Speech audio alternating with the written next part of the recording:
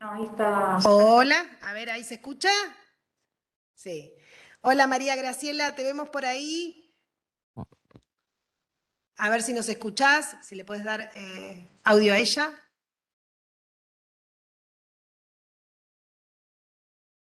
A ver, María Graciela, si podés, a ver si tenés audio desde ahí. Ahora, ahora sí.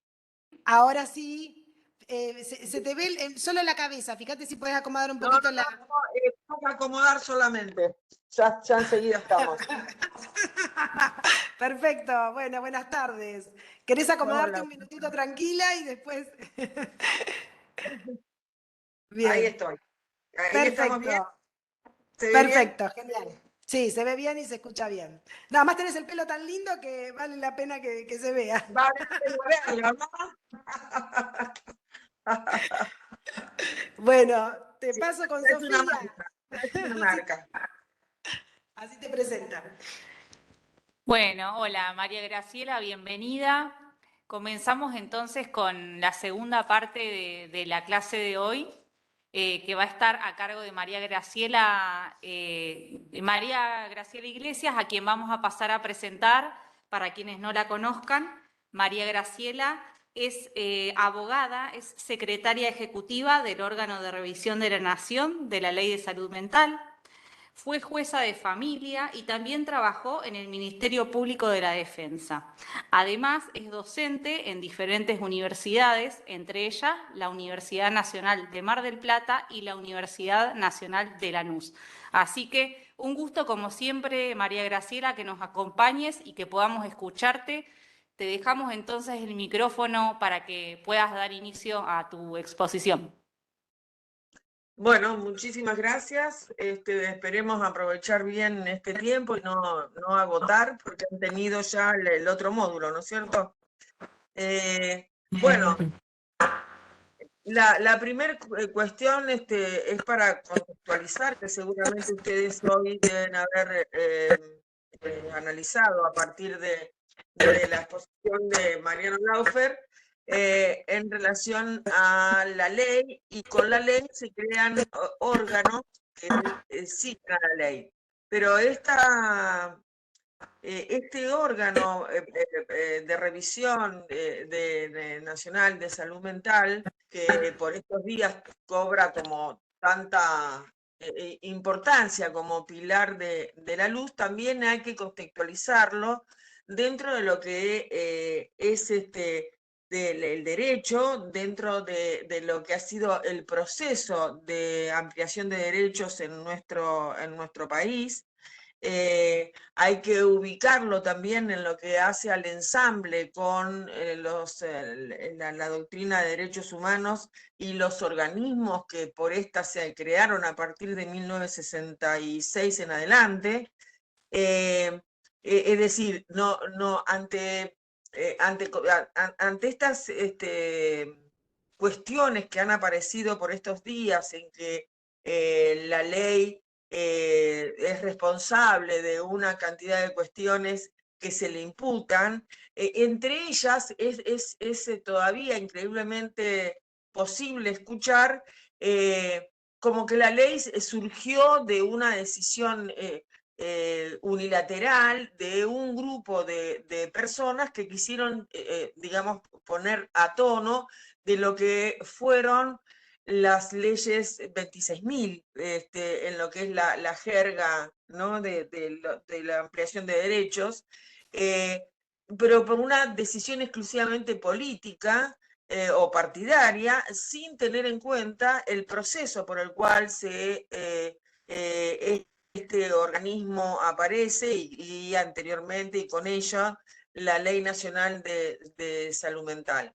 Entonces, por supuesto, no vamos a dar una clase de derechos humanos, pero sí contextualizar, porque si no se dicen cosas y se afirman conceptos que son absolutamente irreales. Lo que sí es cierto es que el Estado argentino tuvo hasta el 2015 y tuvo hasta 1994 un Estado que, si bien contenía constitucionalmente las declaraciones y garantías ciudadanas, no habían incorporado las convenciones y los tratados de derechos humanos con jerarquía constitucional.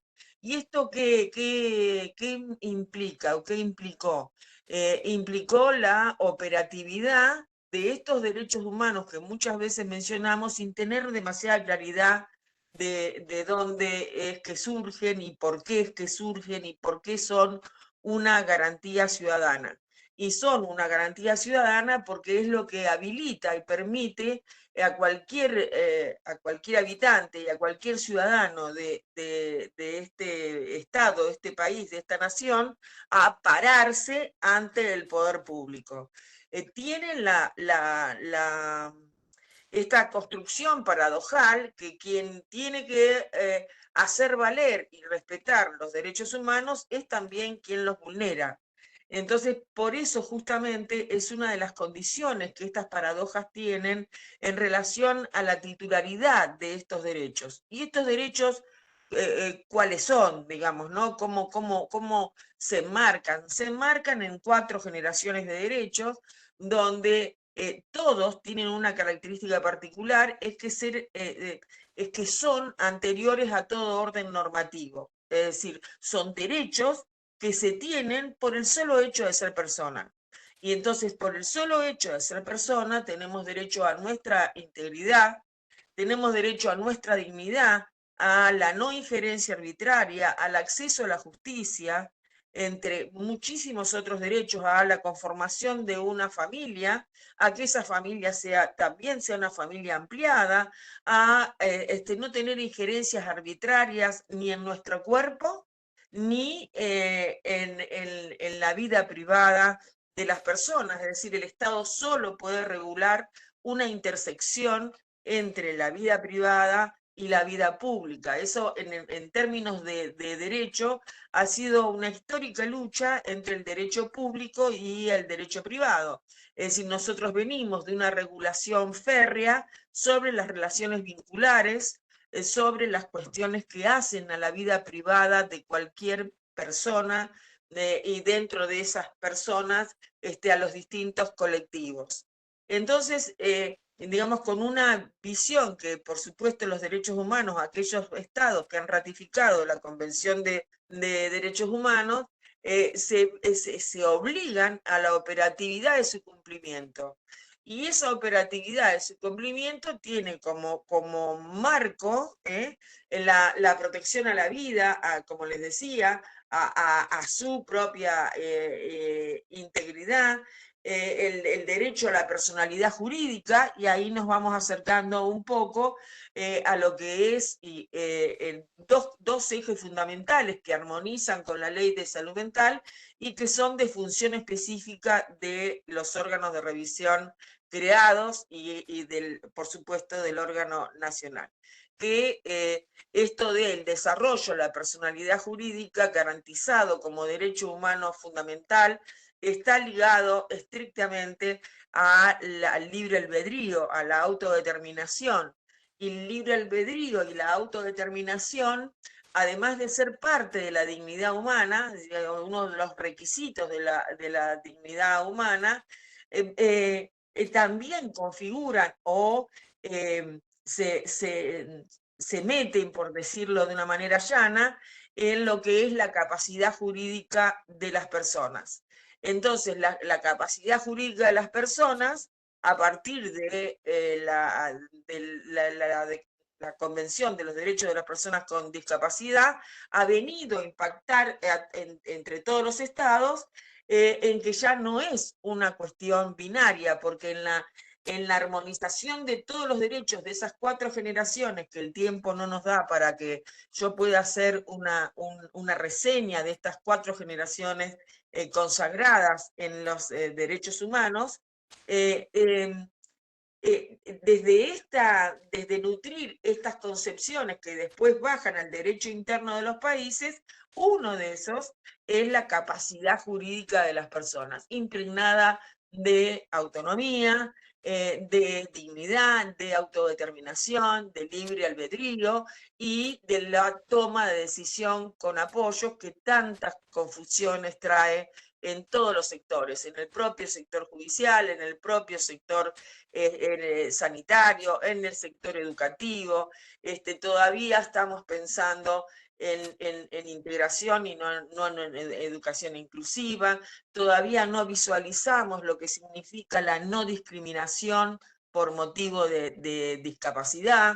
Pero lo cierto es que estos son gajos de un gran árbol que constituyen la doctrina de los derechos humanos por los cuales el Estado argentino está absolutamente obligado.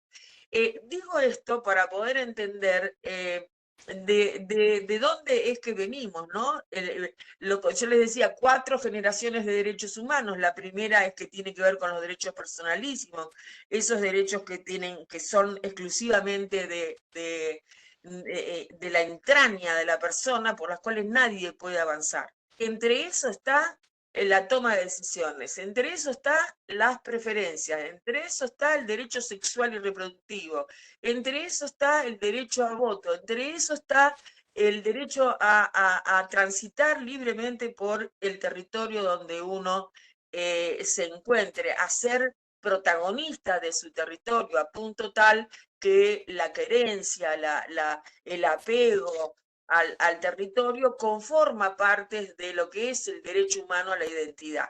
Y ahí también el derecho se abre en 2 canales de lo que es el derecho a la identidad, en el derecho estático, que en nuestro país tiene tanta importancia, que es a no ser un desaparecido, es a no estar invisibilizado por parte del Estado, como nos ha pasado durante años y años en las personas que se encontraban, y todavía algunos resabios quedan, de personas institucionalizadas que no estaban documentadas o que tenían otros documentos o que hemos internado sin mirar el documento, simplemente por una exposición de un acta judicial que habilitaba el peligro. Esa es el eje, el modelo al que no se puede volver. Pero ese era el eje imperante. ¿Por qué? Porque se alejaba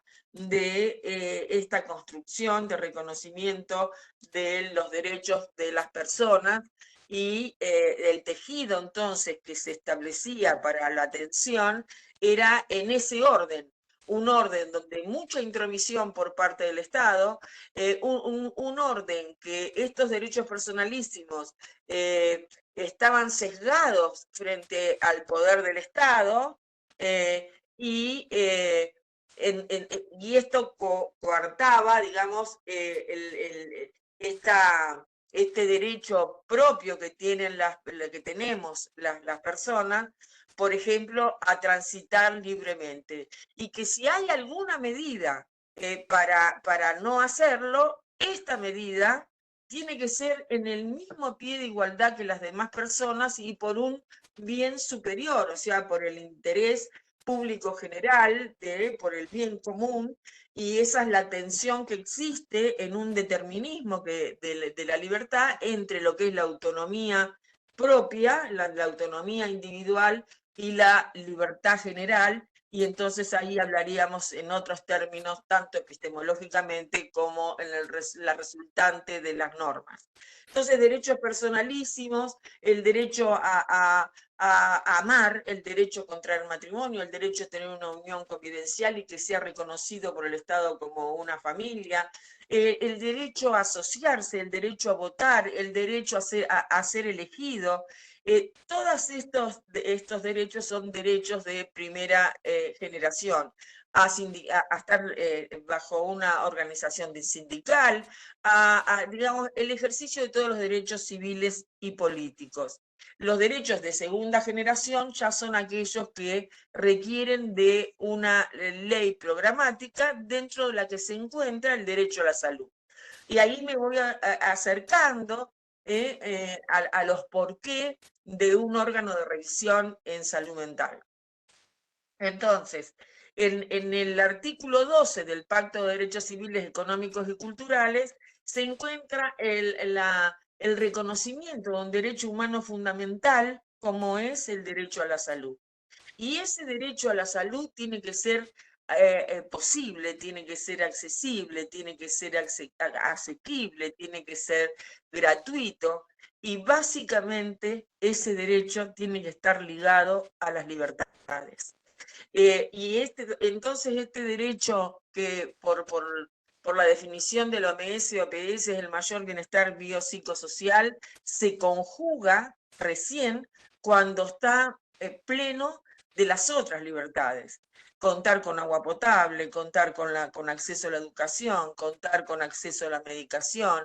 En la provincia de Buenos Aires, los artículos 12 y 36 delinean lo que son estos derechos y establecen justamente lo que hace al acceso a la justicia como un recurso sencillo y rápido.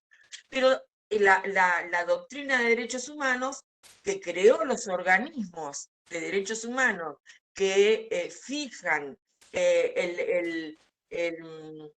la definición de lo que un derecho humano es, como la Corte Interamericana en las opiniones consultivas, como la Comisión Interamericana de Derechos Humanos a través de sus recomendaciones, y por eso los relatores tienen las facultades que tienen de constituirse, como va a pasar en nuestro país, en los estados para ver el desarrollo de, por ejemplo, de las situaciones en materia de salud mental.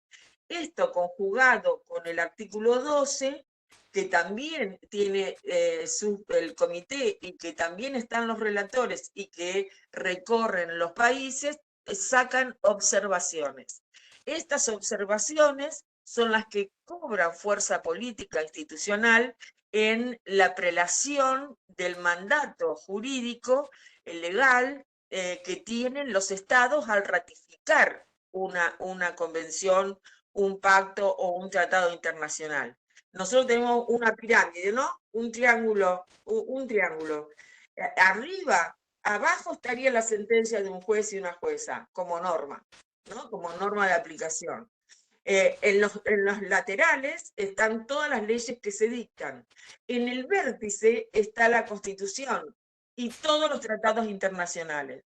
Pero Argentina, además, el Estado argentino, ha considerado la necesidad de otorgarle jerarquía constitucional a los tratados internacionales de derechos humanos, donde podemos dividir, con esto que les decía, de los derechos personalísimos, los derechos civiles y políticos, los derechos económicos y sociales, este derecho a la vivienda, este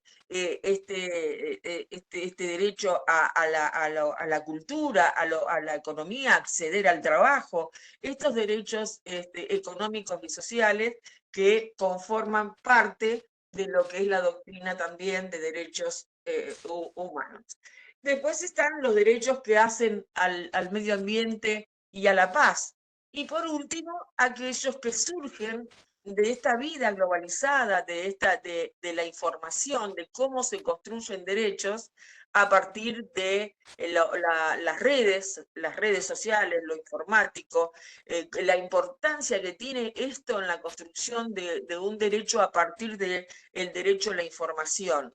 Y este derecho a la información, a su vez, se ve consolidado a partir de el activismo que están teniendo las propias personas con discapacidad psicosocial o intelectual, por ejemplo, o las propias personas con discapacidad en el marco de la Convención de los Derechos de las Personas con Discapacidad, en posicionarse y en pararse, en hacer lobby y en generar de incidencia colectiva y política en las reformas que los estados están teniendo. En este momento Chile es una prueba de esto a partir de la reforma constitucional chilena y el trabajo que están haciendo el colectivo de discapacidad donde una gran amiga de Argentina, que ha sido presidenta del comité, María Soledad Cisterna Reyes, es la constitucionalista que está llevando la voz de este colectivo para que se contenga en la reforma y ya ganada, ¿no?, de muchos artículos de la reforma constitucional chilena. Bien, y entonces, ¿por qué yo estoy hablando de esto si tengo que hablar del órgano de revisión nacional? Porque lo que les estoy queriendo expresar o manifestar o compartir es desde dónde aparece un organismo que hace a las veces de un comité, de una convención o un tratado o un pacto. Las fuentes que tiene la Ley Nacional de Salud Mental son otras, son distintas a, si bien todas se nutren y abrevan en lo que son los derechos humanos y los organismos de derechos humanos, en el caso de la Ley de Salud Mental, tomó el basamento de derechos humanos a partir de la influencia o la apuesta, la oferta de la OMS y la OPS. Y en el 2008, la OMS y la OPS sacaron un manual de legislación donde aconsejaban, y lo pueden ver lo pueden obtener de Google, en cuanto al diseño de la legislación en materia de salud mental en aquellos años. Y entonces, el manual de la OMS y OPS aconsejaba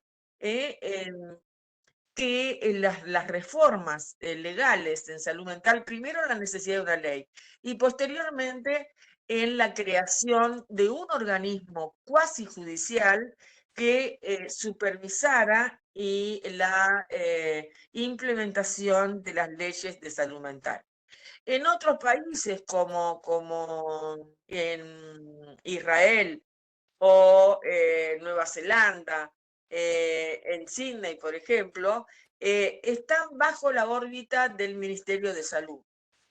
Circunstancia que está pretendiéndose en estos momentos a partir de algunos proyectos que desconocen el control de derechos, ¿no? Es decir, ¿por qué aparece un órgano de revisión nacional que tiene asiento y debe tener asiento en la esfera de las garantías de un país, como es el órgano nacional, que tiene asiento en el lugar más extrapoder y más ajeno a los vaivenes de las gestiones políticas partidarias del Estado? Y esto, el órgano nacional de salud mental, cuya reglamentación fue en el 2013 y a partir de ahí su implementación, puede dar prueba de eso cuando se accionó digamos, el gobierno de la ciudad autónoma de Buenos Aires accionó para que el órgano de revisión no pudiera realizar su trabajo específico y que las recomendaciones dictadas por el órgano de revisión no le fuera aplicable a la ciudad de Buenos Aires. En vista de toda esta argumentación muy rápida que les hice anteriormente, en vistas de ese orden público que implica el interés y el bien común y que está impregnado el órgano de revisión en su constitución, es que se pudo rechazar esa acción o la medida cautelar, siendo favorable al órgano de revisión y posteriormente llegar a una solución amistosa también con el gobierno de la ciudad hace ya muchos años, desde nuestra implementación, cuando los organismos de control no son bienvenidos en general, no gusta ser mirado porque no se entiende la función que tienen los organismos de control de derechos. Este es un organismo específico de control de derechos, que tiene, por un lado, el antecedente del Manual de Legislación de la OMS-OPS, y por otro lado, en 1991, la Asamblea General de Naciones Unidas, por una resolución 146/119, en diciembre del 91, dicta los 21 principios de Naciones Unidas para la protección, en aquel momento se mencionaba al enfermo, para la protección del enfermo mental, y eso, en esos 21 principios, donde estaban todos los derechos, la definición de qué era un lugar de atención a la salud mental, qué era un neuropsiquiatra, por qué un defensor independiente, por qué tenía que existir un defensor independiente, el consentimiento informado, castigado, tan poco entendido, y aún hoy, ¿no? Y tan legislado.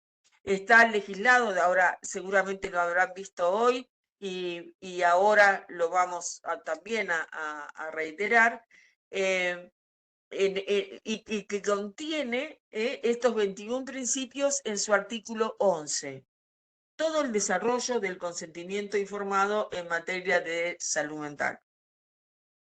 Consentimiento informado que, como ustedes habrán visto hoy, seguramente con Mariano Laufer, implica información, implica un proceso de autonomía, de no maleficencia y de justicia, es decir, de equidad. Y dentro de eso es la construcción de una toma de decisión que, si nos vamos por la bioética, sería un juicio de competencia. Si estamos dentro de lo que es el derecho civil, estamos más cerca de la comprensión, y si estamos dentro de la bioética, como les decía, es un juicio de competencia, y si nos refiriéramos exclusivamente a la Convención de los Derechos de las Personas con Discapacidad, estaríamos hablando de una construcción que tiene que ver con una preferencia. En definitiva, lo que es la posibilidad de que esa persona, a través de esa información y de ese camino, ese proceso activo que implica el consentimiento informado, llegue a una construcción verdaderamente libre, verdaderamente autónoma, en relación a la situación que atraviesa, ya sea en respecto de la propuesta de un tratamiento, ya sea con la permanencia de un lugar o con cualquier práctica que se proponga en respecto de la persona humana. ¿Y por qué esto? Porque esto no viene solo de los 21 principios ni de la ley de salud mental. Esto además tiene amparo en el Código Civil y Comercial de la Nación, que fue reformulado e implementado en agosto del 2015. Desde el artículo 54 al artículo 59 del Código Civil y Comercial de la Nación, que es de muy fácil lectura esos artículos, y sería muy bueno que quienes trabajan tomen contacto con estas normas, que son, por otra parte, dentro de la prelación de normativa, como les dije, están por encima, ¿no? Por encima de las leyes especiales, y que además remite a las leyes especiales. Bueno, en ese artículo, el 51, habla de el derecho a la dignidad humana, y en los restantes refiere a que el cuerpo humano es inviolable. Por eso es que no se pueden disponer de algunas decisiones de intervención que afecten la dignidad humana y la integridad humana, siendo que está considerado por nuestra legislación que el cuerpo humano es inviolable. Y después, entonces, en este supuesto, lo que hace es regular otra vez el consentimiento informado. O sea que para la ley de salud mental está dentro de los 21 principios de Naciones Unidas para la protección del enfermo mental, ¿no? En el principio 11. Y después del desarrollo en relación al imputable, en relación a niños, niñas y adolescentes que tienen los 21 principios, en el principio 17 habla de la necesidad de creación de los órganos de revisión o del órgano de revisión en particular.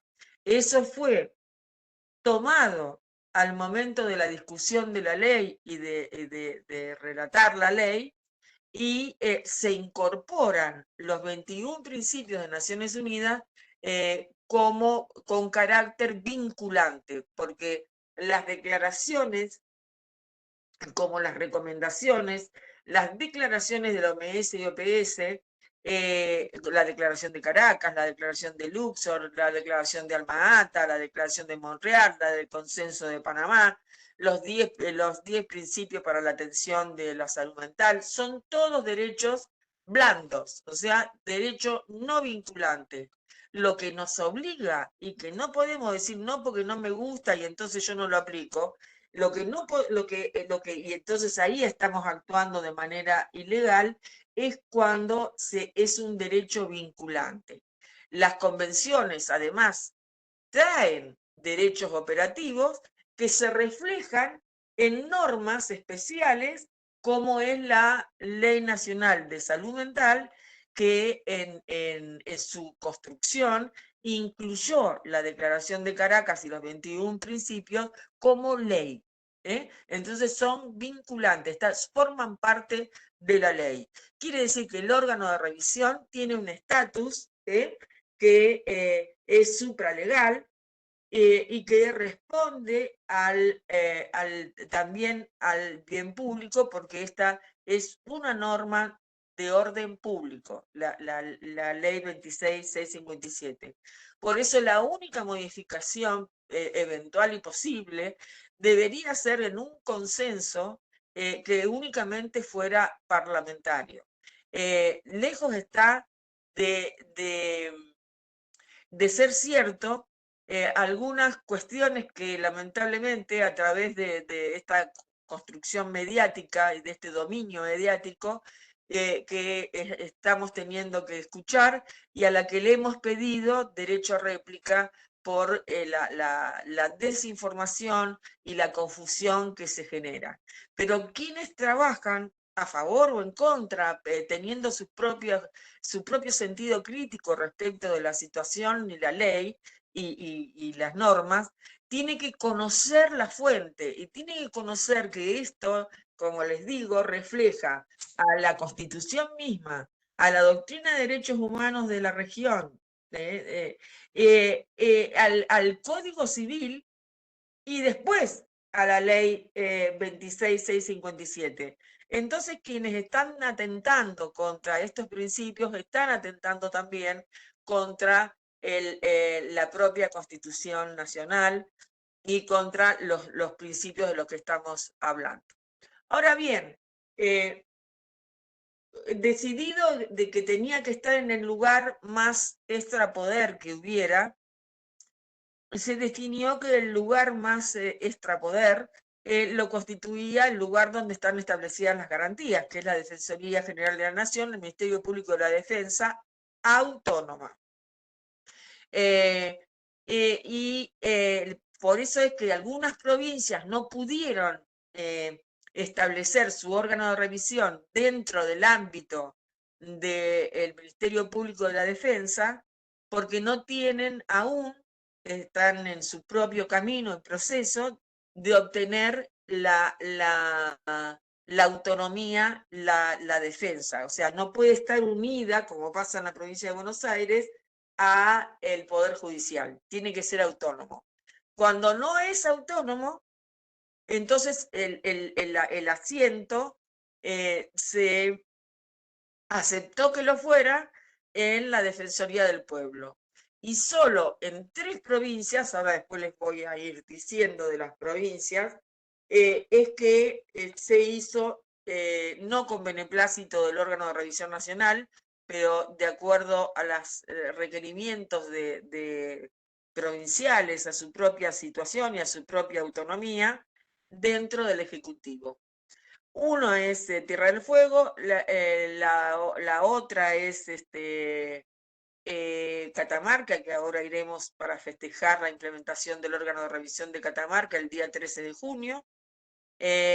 Los otros que están que es un proyecto que bueno, quizás cambie, es en la provincia de La Pampa, y los restantes, que es Río Negro, Santa Fe y provincia de Buenos Aires, tienen su asiento en la Defensoría del Pueblo, que también implica autonomía, si bien tiene más ligazón que los órganos de revisión. Nosotros tenemos tanta independencia que la propia Defensora General de la Nación, siendo presidenta de este organismo que ha delegado en mi persona, en la secretaria ejecutiva del órgano de revisión, esta facultad, su asesoría letrada ante situaciones que se han vivido de reclamo, estableció la diferencia entre el accionar y la autonomía del órgano de revisión con el asiento en la Defensoría General de la Nación y la función propia del Ministerio Público de la Defensa. Lo que quiero decir con esto es que tiene que ser clara la independencia, que acá no se puede un poquito sí y un poquito no.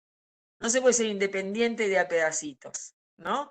Cuando hay que decirle algo al Ejecutivo, requerirle, solicitarle o articular, se hace con absoluta independencia de acuerdo a las funciones que nos competen y que hacen a esta posibilidad de dictaminar, de requerir, de monitorear, de incidir, de tener impronta legislativa. O sea, ¿de dónde nace toda esta construcción que tiene el órgano de revisión? ¿De dónde es que surge?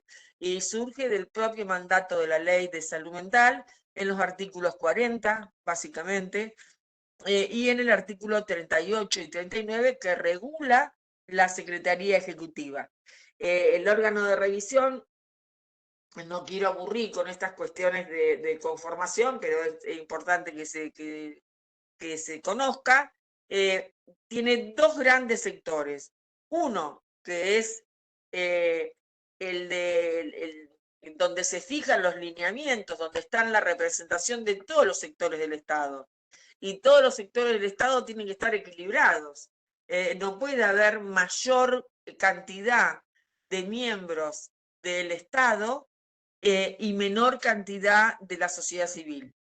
Y es maravilloso ver cómo juegan las fuerzas en un plenario donde se tienen que tomar decisiones de política pública o de cuestionamiento a la política pública o de acompañamiento o de requerir situaciones objetivas o de intervenciones que hacen a la marcha, como lo fue la inauguración del Hospital de Santiago del Estero, por ejemplo, donde el plenario del órgano de revisión se reunió en vista de tener que ver y definir cuál era la posición que se iba a tomar ante la apariencia de la constitución de un nuevo monovalente en el país. Y esa posibilidad lo permite entonces el equilibrio entre tres patas que son del Estado y tres patas que son de la sociedad civil. Entre ellas está el propio Ministerio de Salud, bueno, que en su momento hubo cierto recelo porque el propio Ministerio de Salud va a formar parte del órgano independiente. Sin embargo, el insumo ha sido muy importante y el Ministerio de Salud muchas veces acompaña y otras no las decisiones que se adoptan. El Ministerio de Salud, Ministerio Público de la Defensa en su decisión, y la Secretaría de Derechos Humanos de la Nación, otro organismo de defensa de los derechos claves en este tejido que tiene que tener un país democrático, un país que quiere asumir esa democracia y sobre todo sostenerla. Y por el lado de la sociedad civil están la representación de los trabajadores y profesionales del campo de la salud mental, está una organización de derechos humanos, y están los usuarios y usuarias, usuaries del sistema. Para mí siempre persona, porque desde el modelo convencional la apuesta es ser persona, no se es adulto mayor, se es persona mayor, y no son personas, son personas usuarias del sistema, pero no en sí misma, como no fueron el nombre de un diagnóstico, tampoco son simplemente usuarias o usuarios, son personas usuarias del sistema. Bueno, estas personas usuarias del sistema nos dan muchas veces lecciones de cómo se trabaja la política pública. Y así es que cuando hubo algunos conceptos por parte del diputado Arroyo en relación a la ley que eran muy confusos, le pedimos una entrevista, una reunión, y fui acompañada por el actual director de lo que es nunca recuerdo bien el nombre, que tiene que ver con colectivos vulnerables que están dentro de la Secretaría de Derechos Humanos de la Nación, que es Leo Gorbach, y que además integra la representación por la Secretaría de Derechos Humanos. María Graciela es el director nacional de grupos en situación de vulnerabilidad. Leonardo Gorbach. Exactamente. Sí, exactamente. Siempre me equivoco con la denominación. Bien, pero además ejerce esa representación por la Secretaría de Derechos Humanos ante el órgano de revisión. Entonces fuimos a tener una reunión y fuimos acompañados por usuarios de una asociación que es Movida de Locos, que también integra el órgano de revisión, y que cuando hablan los protagonistas y las protagonistas, bueno, cuesta mucho imponer este saber profesional, ¿no? O esta cuestión de interés político, de política pública, cuando simplemente el protagonista está refiriendo a lo que le sucede, está enumerando cada uno de los derechos que yo intentaba más o menos de manera burda explicitar de por qué estamos acá. Y cuando fuimos entonces a esa reunión, que fueron las personas las que le explicaron al diputado el significado de lo que era la atención comunitaria. Muchísimo mejor de lo que podíamos nosotros expresar en relación a un decálogo de derechos o de del significado de lo que implica esta ley. Las personas que hoy están externadas y que están reclamando por la mejora de los subsidios habitacionales, prestaciones comunitarias, acompañamientos, programas tanto del Promover como el Sumate, como todos los programas que hagan al Vuelta a Casa, todos los que van derechito al foco de lo que la ley dice, que es la inclusión comunitaria. Y si yo tuviera que armonizar eso, lo armonizo con la Convención de los Derechos de la Persona con Discapacidad, y digo, en este momento estamos trabajando sobre las directrices de desinstitucionalización en el comité, ¿no?, de la Convención. Y entonces también estamos hablando del modelo de vida independiente. Digamos, cuando uno cree que son compartimentos estancos, que discapacidad está ajeno y aparte, en realidad estamos hablando exactamente de lo mismo. Esa es la importancia que tiene que en cumplimiento de Alma Ata, entre otras innumerables normativas, pero de acuerdo a la declaración de Alma Ata, en su artículo 4, tengamos la presencia del de las personas usuarias del sistema adentro de un organismo de control de derechos. Y es algo maravilloso, es un gran aprendizaje, no es fácil tampoco, por múltiples razones, sobre todo por el lugar en que se han colocado a las personas del colectivo, estigmatizando, criminalizando, o compadeciendo, o con este espíritu piadoso de un colectivo de la normalidad, o lo que es peor, en un lugar de requerir, no de requerir, porque requerir implica ejercicio ¿no? de empoderamiento, sino de pedir, en el más estricto sentido de lo que significa pedir.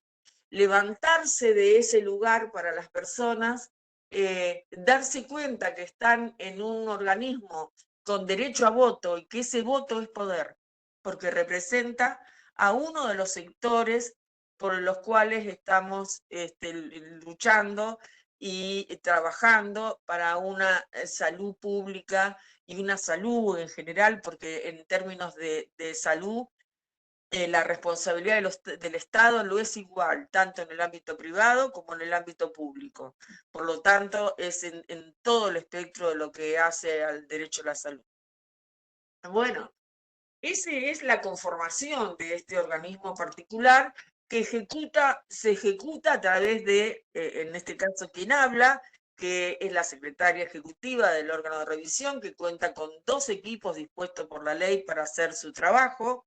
Esos equipos son un equipo interdisciplinario que tiene una coordinación y un amplio equipo de abogados, donde también hay una persona que coordina ese trabajo y donde todos estamos luchando por ser un solo equipo, situaciones que no son tampoco fáciles. Y eso también hablaría y deberíamos de analizar lo que implica la intersectorialidad y la interdisciplina en nuestra legislación y en nuestra ley y en este organismo en particular. La Secretaría Ejecutiva es quien ejecuta esos lineamientos que se establecen en el plenario. Lógicamente que si se preside el organismo en nombre de la Defensora General de la Nación, y tiene la representación legal del organismo. Es por eso que las actividades institucionales son representadas por la Secretaría Ejecutiva del órgano de revisión nacional en el caso de Nación. Es por esta razón, porque es quien ejerce la representación legal y preside el organismo.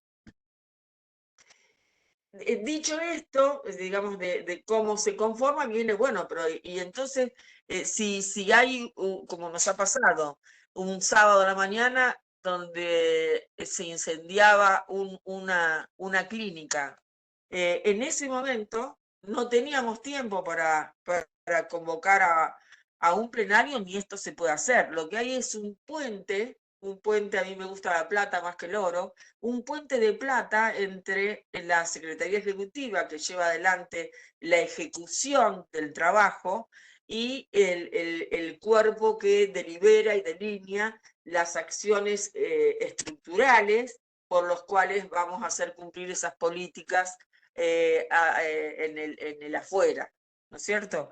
Pero en la inmediatez, el órgano de revisión nacional es nacional, pero también es local. O sea, por una cláusula transitoria, hasta no conformarse el órgano de revisión de la Ciudad Autónoma de Buenos Aires, funciona como órgano de revisión de la Ciudad Autónoma de Buenos Aires.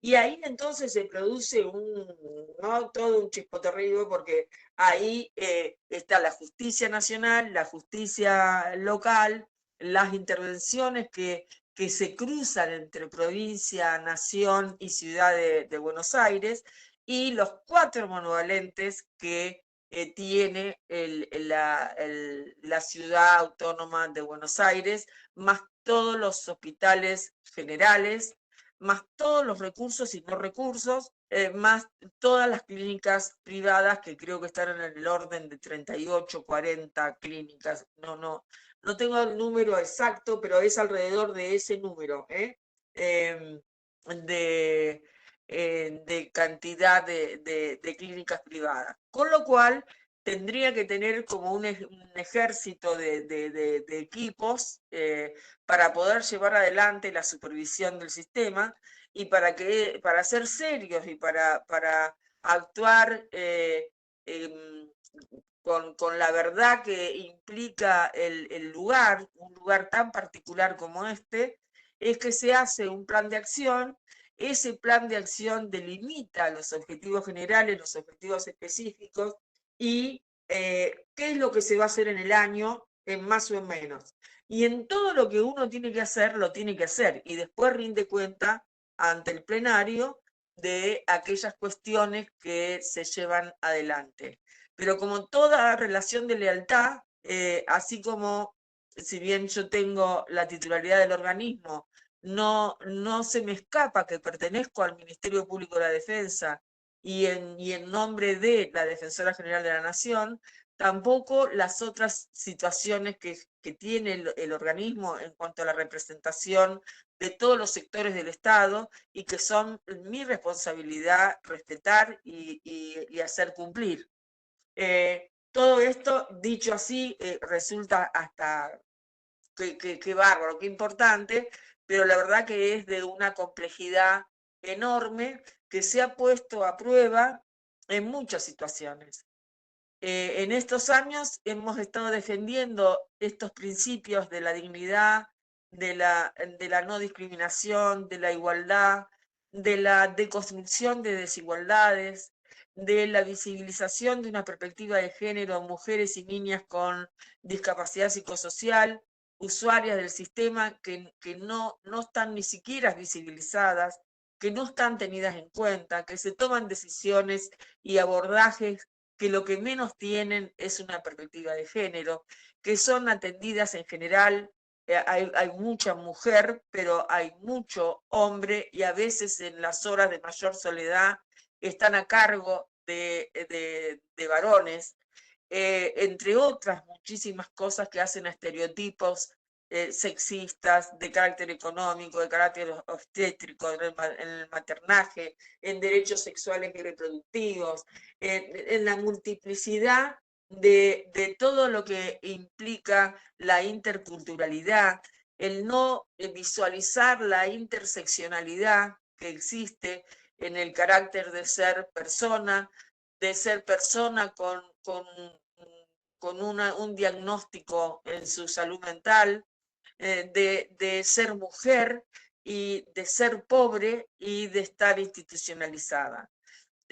Toda esta gama es lo que no se visualiza y si el que puede lo más puede lo menos, el que no puede lo más tampoco puede lo menos. Entonces, es una lucha despareja la que se lleva adelante para estar a tono con la gran construcción de este nuevo modelo cultural que tenemos, donde se ponen en cuestionamiento los derechos y se piensa que los derechos es una cuestión de abogados.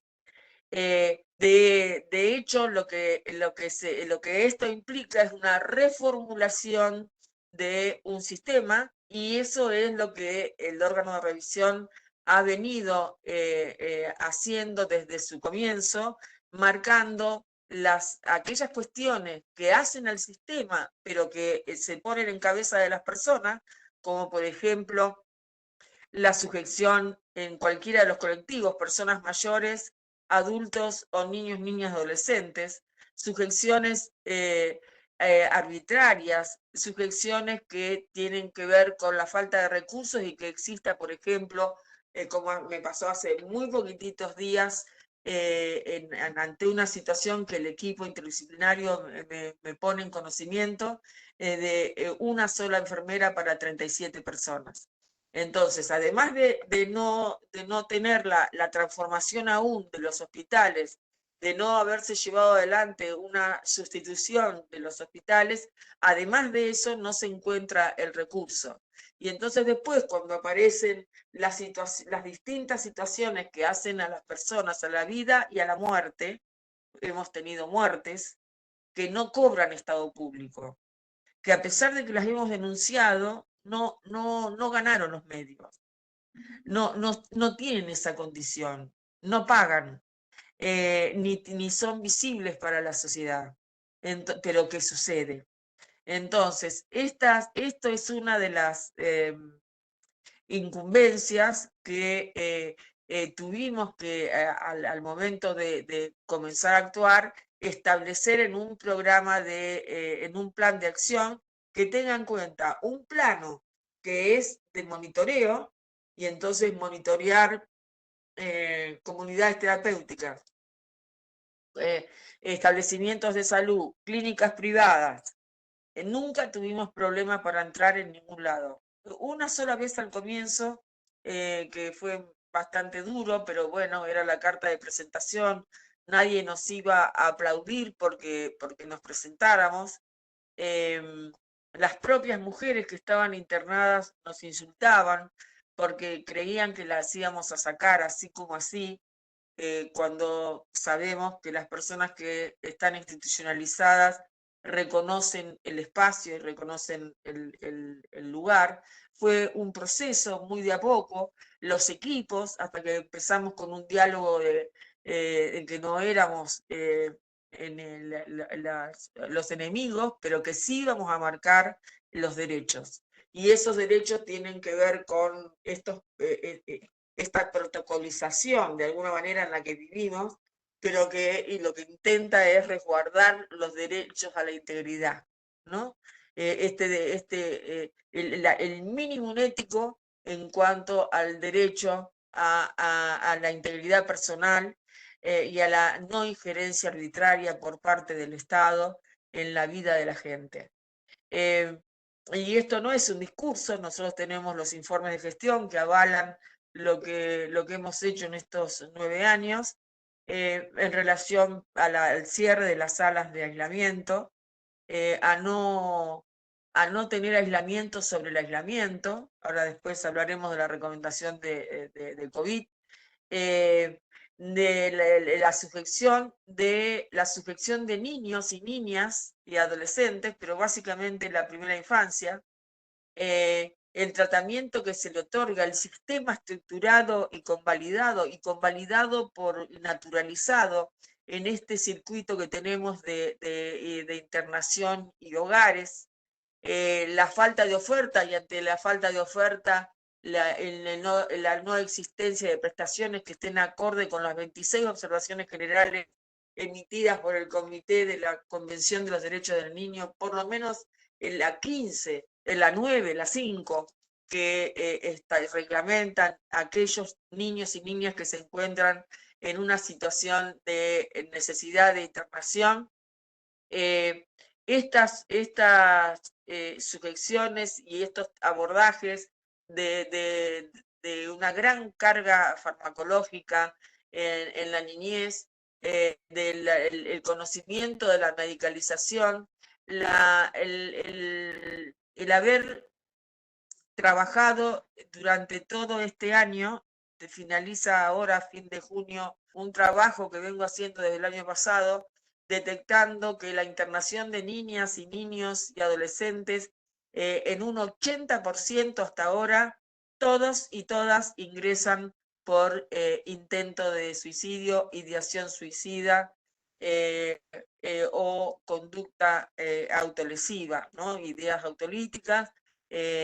Y bueno, esto demuestra la necesidad de un trabajo intersectorial en la prevención, ¿no? En la prevención, en el barrio, en el territorio, en los comedores, en las escuelas, en la cercanía del Estado a la comunidad, porque para la prevención, bueno, temas importantísimos, pero lo cierto es que desde la actividad del órgano de revisión hemos podido trabajar sobre el derecho de niños, niñas, adolescentes en las internaciones, y lamentablemente nos queda muchísimo y se ha podido poco respecto de este circuito existente entre el camino necesario entre la internación y el hogar. Entre eso, ustedes sabrán muchísimo más que lo que puedo decir yo respecto de todo el abanico que se genera en las intervenciones por no tener sogas donde agarrarse para poder implementar este modelo distinto, este modelo cultural que implica que si tenemos una sociedad en la que ya no hay discusión, a pesar de que todavía hay resabios de estigma y discriminación, respecto de que dos personas puedan unir sus vidas, tener un proyecto de vida, contraer matrimonio si así lo desean, independientemente de su género, o convalidando la autopercepción, el género en el cual se reconocen. Donde dos varones, uno de ellos puede estar embarazado, siempre repito esto, en una instancia donde tenemos las técnicas de fertilización humana asistida, donde hay hasta inseminación extracorpórea y a pesar de la reforma y de la limitación que se hizo a la maternidad por sustitución, de todas maneras esto ocurre. Sin embargo, cuando se refiere a alguien que tenga el estigma, la marca de un diagnóstico en la salud mental, sea niño, niña, adolescente, persona mayor o adulta, corre con el estigma y hay como un doble estándar, ¿no? Permanente, un doble estándar respecto de esto de la protección, y en realidad lo que alimenta es la vulneración.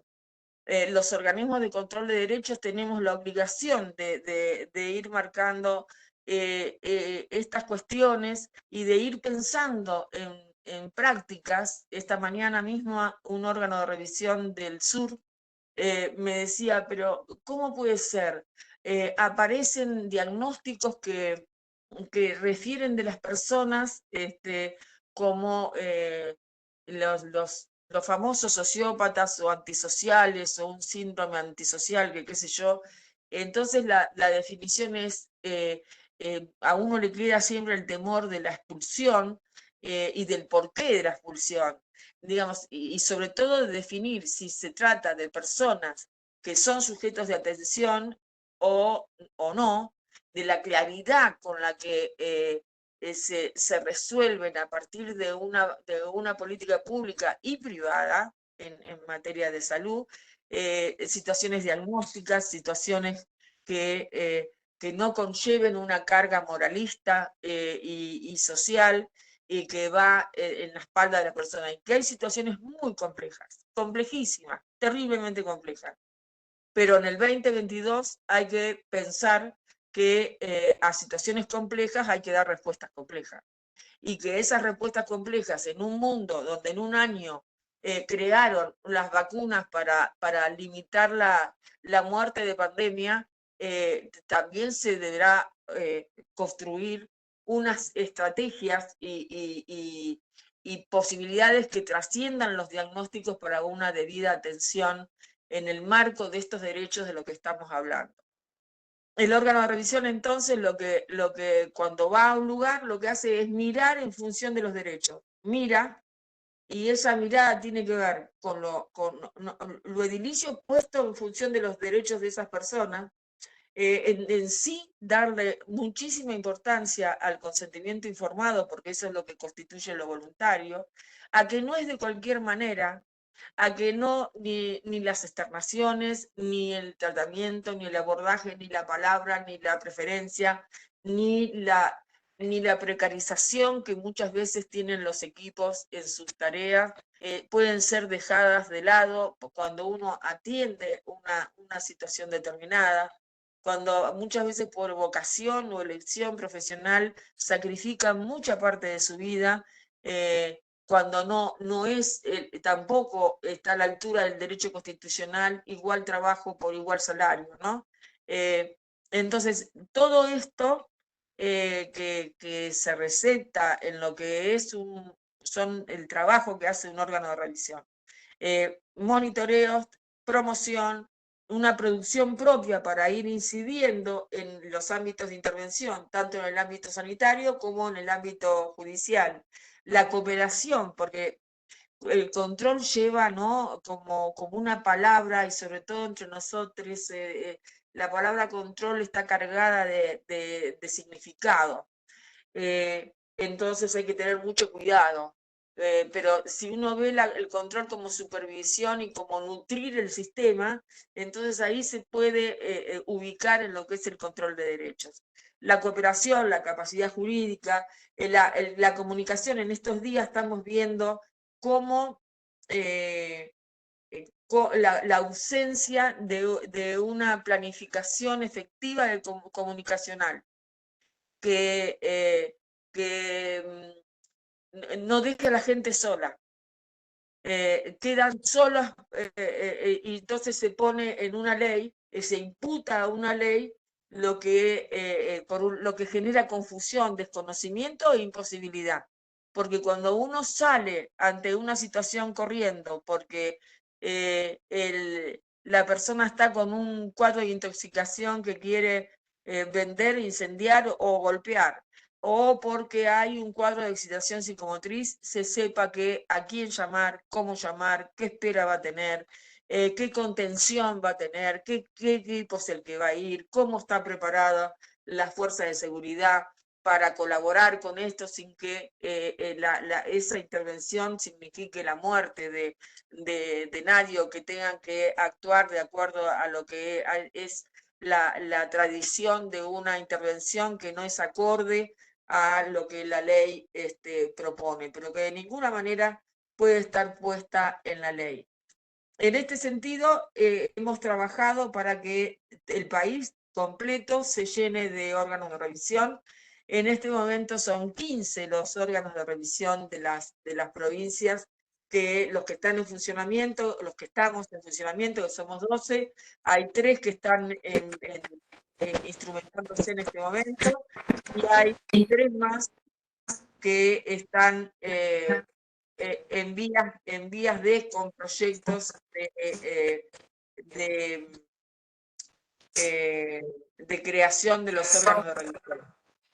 María Graciela, ¿me escuchás? Sí. Bueno, nos quedan unos minutitos. La verdad te agradecemos mucho la claridad de tu exposición. Bueno, Sofía después te dirá algunas cosas más específicas.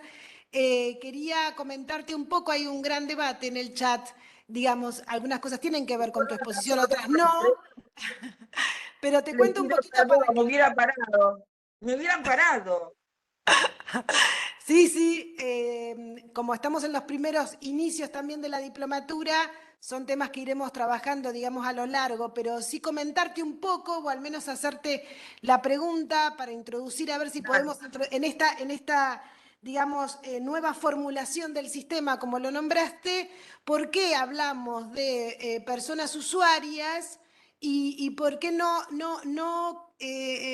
tratamos de no hablar más de pacientes? Quizá clarificar un poco esa idea, yo creo que algo has dicho, pero quizás si podemos entrar un poco en ese punto, que es como el núcleo del debate de los colegas, que obviamente le agradecemos mucho sus palabras.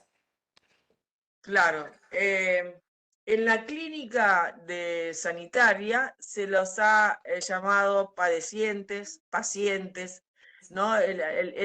Aquel que tiene que tener la paciencia necesaria para llevar por delante un proceso de abordaje y tratamiento. Y eso está totalmente internalizado, sobre todo en el campo sanitario y en algunas profesiones en particular, ¿no?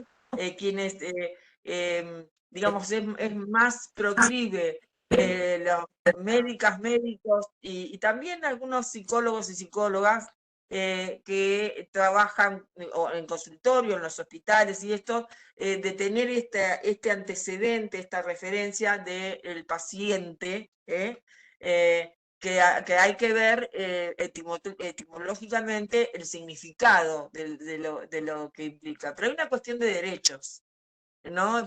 Lo de usuario nace de Brasil.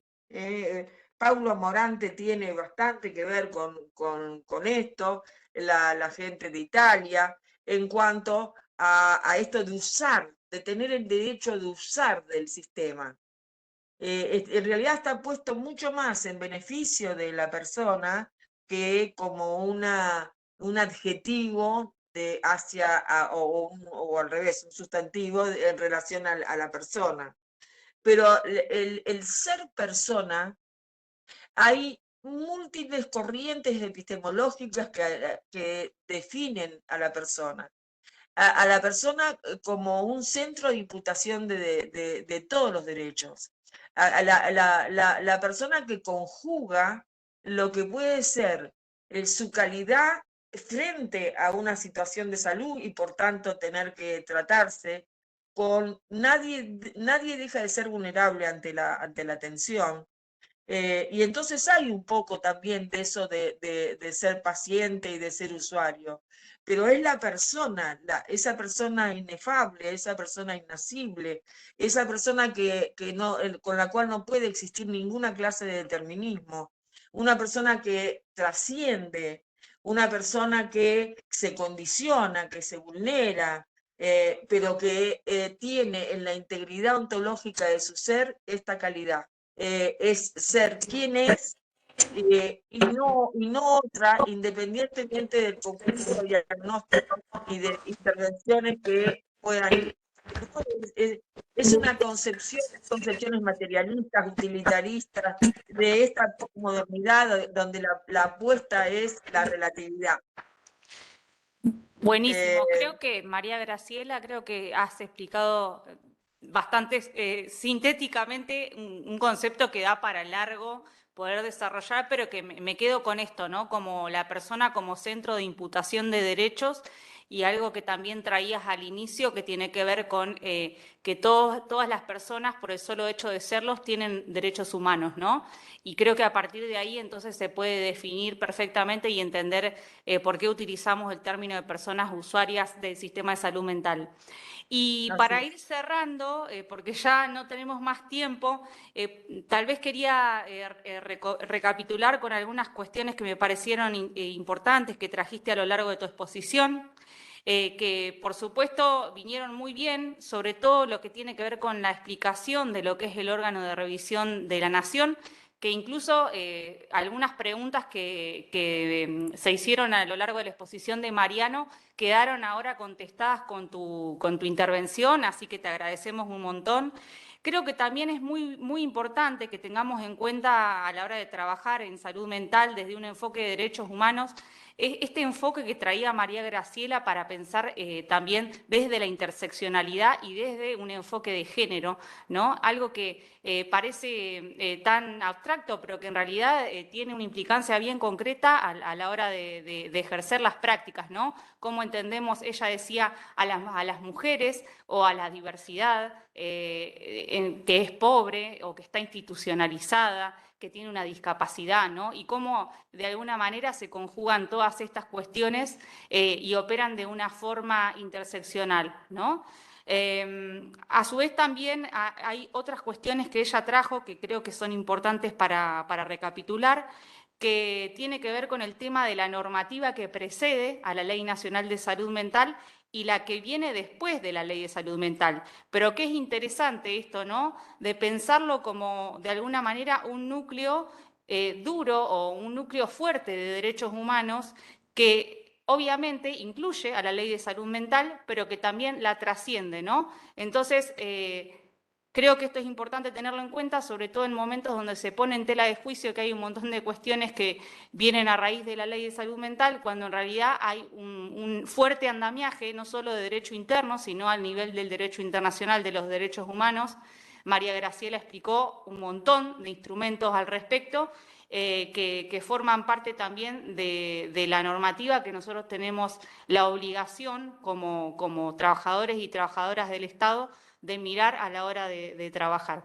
Así que, bueno, María Graciela, te agradecemos un montón. No sé si querés decir alguna palabra más. No, no, pedirle disculpas porque una vez que empiezo es difícil pararme, pero lo hubieran hecho. En lo demás, un placer y todas las veces que se requiera, acá estaremos. Bueno, muchísimas gracias. Entonces, María Graciela, un gusto como siempre y les agradecemos a todos y todas quienes escucharon y además aprovechamos también para introducirles que la semana que viene, el miércoles que viene, vamos a tener una clase exclusivamente para trabajar capacidad jurídica y otra para trabajar consentimiento informado y directivas anticipadas. Así que muchas de las cosas que se vieron en el encuentro de hoy y en el encuentro de la semana pasada van a ser retomadas y profundizadas para poder seguir trabajando en el marco de herramientas jurídicas para la intervención en salud mental. Bueno, muchas gracias. Gracias, María Graciela. Muchas gracias por estar en esta segunda edición en la diplomatura. Un gusto. Y bueno, nos vemos en la Un placer. próxima. Adiós. Nos Bueno, vemos. muchas gracias a todos y Adiós. a todas. Y nos vemos el miércoles que viene. Fue una clase, dos encuentros muy profundos, con muchas cosas nuevas para aquellos que no son abogados, lo sabemos. Así que, bueno, a seguir pensando juntos y gracias por los intercambios.